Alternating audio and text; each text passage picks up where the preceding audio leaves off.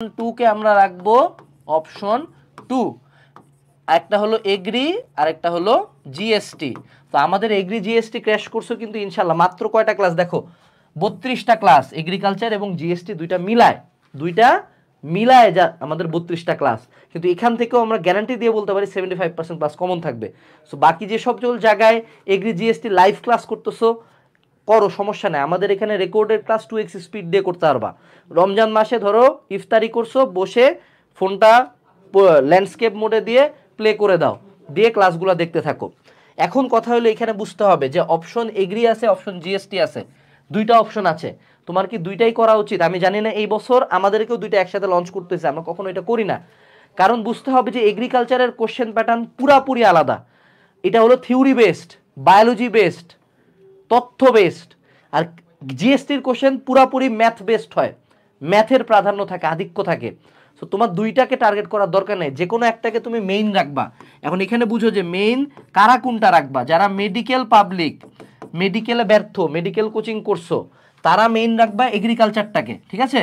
আর যারা ভার্সিটি এ ইউনিট বা engineering failure, ইঞ্জিনিয়ারিংয়ে চান্স পাও নাই, তারা টার্গেট রাখবা জিএসটিটাকে। এরকম করে টার্গেট রাখে আগাও, যে কোনো একটাকে মেইন ধরবা। মেইন যেটা ধরবা সেটার কোশ্চেন ব্যাংকের অ্যানালাইসিসটা খুব ভালো মতো করতে হবে মেইনটা, আর সাইডে সাইডে পড়াশোনা করতে থাকতে হবে। কারণ যদি হইলে হলো, না হলে তো নাই, তাই না? পরীক্ষা তো আমরা দিবই সবগুলাতে। এখন এখানে আমি বলি এগ্রি, আমি বাংলাদেশ কৃষি বিশ্ববিদ্যালয়ে যখন আলাদা পরীক্ষা নিত, আমি এখানে ফার্স্ট হয়েছিলাম। আমার পড়ার এরিয়া একটাই ছিল, জাস্ট কোশ্চেন ব্যাংক, আর কিচ্ছু না। আমার যদি একটু দেখাই তোমাদেরকে, এইটা হলো এগ্রিকালচার অ্যানালাইসিস মেগা বুক। এটা দেখবা রকমারি বেস্ট সেলারের লিস্ট, যেটা ওটার মধ্যে টপ 10-এ ঢুকে বসে আছে, কারণ বইটা হুড়হুড়ায় কিনতেছে মানুষজন। বাজারের অন্যান্য গাইডের চেয়ে এটা খুব ছোট। এখন দেখো, আমি কিন্তু চাইলে চবির বইটা দাও তো, ধরো আমি শুধু এগ্রিকালচারের জন্য এত বড় একটা বই লিখতে পারি, হ্যাঁ।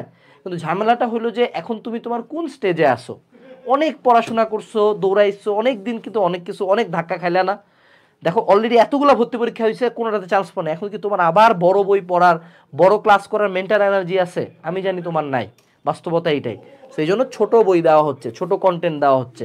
চাইলে তো এই ক্লাস, আমরা মিটিংয়ে বসছিলাম, প্রথমে প্রপোজাল আসছিল যে ভাই 100টা ক্লাস তো লাগেই মিনিমাম, দুইটার জন্য পড়াবো, হ্যাঁ। বাট 100টা ক্লাস কয়জন করতে পারবে? তার উপরে রমজান মাস চলতেছে, রোজা রাখবা, এনার্জিগত ব্যাপার আছে, তাই না? তো সেক্ষেত্রে এটাকে তখন আমরা কম্প্যাক্ট করে 32টা ক্লাসে নিয়ে আসছি। এবং ক্লাসগুলো যে 7-8 ঘন্টা হবে তাও না, সর্বোচ্চ 1.5 থেকে 2 ঘন্টা 3 ঘন্টা ম্যাক্স বড় বড় চ্যাপ্টারগুলো। তো সেক্ষেত্রে স্মল কন্টেন্ট পড়ো, স্মল কন্টেন্টগুলো পড়ো, স্মল জায়গা থেকে নাও, কিন্তু যতটুকু নাও 100-এ 100 নাও। এবার আসি হলো আমাদের একটু জিএসটি নিয়ে কথাবার্তা বলি। দেখো জিএসটিতে 20টা ইউনিভার্সিটি, 20 বছর ধরে কোশ্চেন নিছে। যদি এক সেট করে কোশ্চেন ধরি এবং প্রত্যেকটা যদি 100টা করে কোশ্চেন থাকে, তাহলে জিএসটির প্রায় 40,000 কোশ্চেন অলরেডি এক্সিস্ট করে, অলরেডি বানানো আছে স্যারদের কাছে।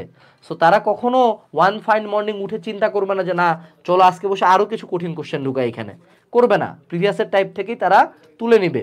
তো সেক্ষেত্রে জিএসটির প্রিপারেশন নিলে সুবিধা হয়ে যাবে যে তোমার খুলনা ইউনিভার্সিটি বাই ডিফল্ট ঢুকে যায়। জিএসটির বাইরে যারা যারা বের হচ্ছে, এদেরকে তুমি বাই ডিফল্ট জিএসটির প্যাটার্নই ধরবা, কেউ ডিফারেন্ট কোনো কোশ্চেন করবে না। সো তোমার জিএসটিতে চান্স পাইতে গেলে ওই যে প্রিভিয়াস ইয়ারের 40,000 কোশ্চেন, সেগুলাই ভালো মতো করে গেলে মোর দেন ইনাফ। ওগুলারই শর্টকাট জানতে হবে, ওগুলাই যাতে তুমি উইদাউট ক্যালকুলেটার মুখে মুখে দ্রুত করে ফেলতে পারো, এইটুকু জাস্ট এনশিওর করবা। সো এগ্রি জিএসটি কোর্স তোমার জন্য এখানে ম্যান্ডেটরি, সেই সাথে এটাতে এক্সাম থাকবে এবং আমাদের এগ্রি জিএসটি অ্যানালাইসিস বই থাকবে। এখন দেখো তোমাদেরকে একটা মজার জিনিস দেখায়। প্রথমে যখন ওয়ার্ডটা শুনলা যে 40,000 কোশ্চেন, তার মানে কি এত বড় একটা বই হওয়া উচিত 40,000 কোশ্চেনের। কিন্তু তুমি দেখো সে 40,000 কোশ্চেনের কেমিস্ট্রি বইটার দিকে একটু তাকাও, এইটুকু হয়েছে। এখন প্রশ্ন হলো ভাই আপনি তার মানে কোশ্চেন বাদ দিয়ে দিয়েছেন, বায়োলজি বইটা দেখো এইটুকু, ফিজিক্স বইটা আরও চিকন, ফিজিক্স বইটা আরও চিকন, মানে 150 পেজের মধ্যে। এখন বলতে পারো যে ভাই আপনি তার মানে কোশ্চেন বাদ দিয়েছেন, তাই না? না, ঝামেলাটা এখানে না। ঝামেলা হলো দেখো সেটুসে আমি একটা চ্যাপ্টার ধরি, ম্যাট্রিক্স। ম্যাট্রিক্সের কোশ্চেন আসে হয় বিপরীত ম্যাট্রিক্স, না হয় ব্যতিক্রমী ম্যাট্রিক্স, সর্বোচ্চ গেলে ট্রেস, শেষ। এই তিনটা টপিকই ঘুইরা ফিরা এই তিনটা টপিকই দেয়। তো এখন এই বিপরীত ম্যাট্রিক্সের আন্ডারে সেটু সেই 40,000 কোশ্চেনের মধ্যে অ্যাটলিস্ট 50টা কোশ্চেন আছে। তো আমি তো বসে বসে 50টা কোশ্চেন সলভ করব না, আমার পারতে হবে একটা কোশ্চেন, এবং ওই প্রসেসটা আমি জানি।